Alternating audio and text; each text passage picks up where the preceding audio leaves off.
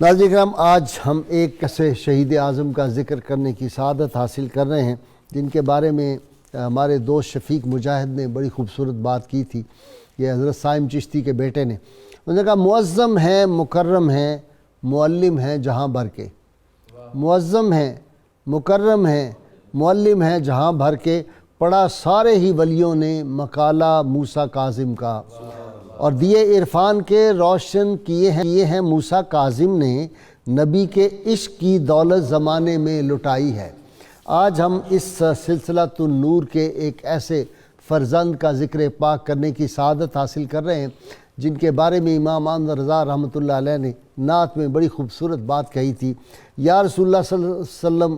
تیری نسل پاک میں ہے بچہ بچہ نور کا، تو ہے عین نور، تیرا سب گھرانہ نور کا۔ یہ اہل نور کا جب تذکرہ کرتے ہیں تو قلوب میں بھی اللہ تعالیٰ انوار عطا فرما دیتے ہیں، نگاہوں میں بھی نور آتا ہے اور آدمی کی فکر میں بھی نورانی کرنیں روشن ہو جاتی ہیں۔ ہمارا مقصد بار بار اہل بیت اطہار کے تذکار پاک کرنے سے کیا ہوتا ہے؟ ہم اس لیے بار بار تذکار پاک کرتے ہیں کہ رحمت کونین صلی اللہ علیہ وسلم کے اس ارشاد پاک پہ عمل ہو جائے کہ اپنی اولاد کو میری محبت سکھاؤ، میرے اہل بیت کی سکھاؤ، قرآن کی تعلیم دو۔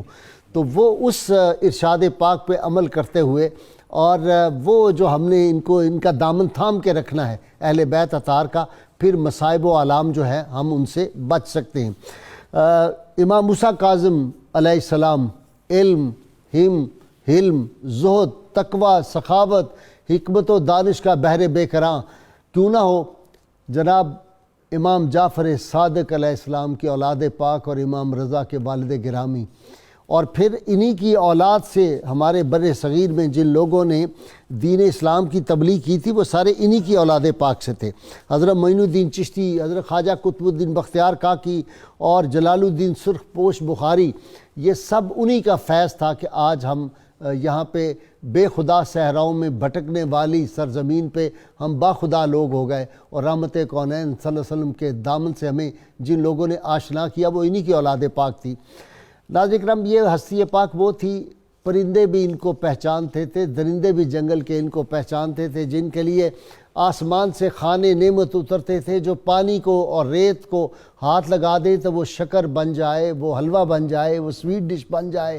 اور پھر تقوی کا یہ عالم تھا کہ لوگ دیکھ کے شفیق بلخی رحمۃ اللہ علیہ جیسے اولیاء کے سردار وہ حیران ہو جائیں کہ ان کا کتنا اللہ تعالیٰ پہ توکل جو ہے وہ کتنا زیادہ تھا۔ بادشاہ ان سے لرزتے تھے، اور بادشاہ ہمیشہ حکمران اہل حق سے لرزتے ہیں، کیونکہ اہل حق جو ہے ان کی حکومت دلوں پر ہوتی ہے، اہل معرفت کی حکومت دلوں پر ہوتی ہے، وہ دلوں کے حکمران ہوتے ہیں۔ بادشاہوں کے پاس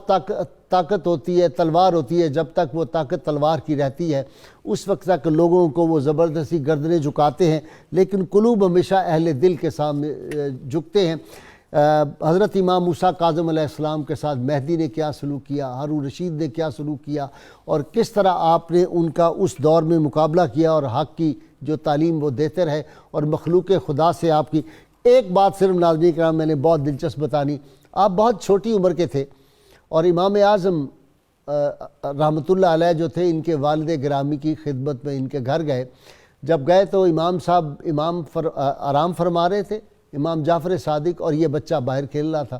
تو دیکھتے ہی امام اعظم و حنیفہ کو انہوں نے ان کو کہا کہ نعمان کیا حال ہے تمہارا، السلام علیکم نعمان۔ تو امام اعظم بہت حیران ہوئے، انہوں نے کہا یہ تو بچہ میں نے پہلی دفعہ دیکھا ہے، یہ میرا نام کیسے جانتا ہے؟ انہوں نے کہا بیٹا آپ میرا نام کیسے جانتے ہو؟ کہا قرآن شریف کی وہ آیت نہیں آپ کو یاد، سیماہم فی وجوہہم من اثر السجود ذالک مثلہم فی التوراۃ ومثلہم فی الانجیل، تمہارے اس پیشانی سے جو وہ نشانی ہے قرآن نے بتائی ہے، وہ نور دیکھ کے میں نے پہچان لیا کہ تم نعمان بن ثابت ہو۔ اور یہ بچپن میں ان کی کرامات اور اہل بیت اطہار کے لیے کرامات میرے نقطہ نگاہ سے یہ کھلونے ہیں۔ کرامات ان کی زندگی کرامت ہوتی ہے، ان کا ہر سانس کا لمحہ کرامت ہوتا ہے۔ آج سیدنا امام موسیٰ کاظم علیہ السلام کے تذکار پاک کے لیے، آپ عظمتوں، رفتوں، آپ کی شہادت کے بارے میں گفتگو کرنے کے لیے میرے ساتھ شریک گفتگو ہیں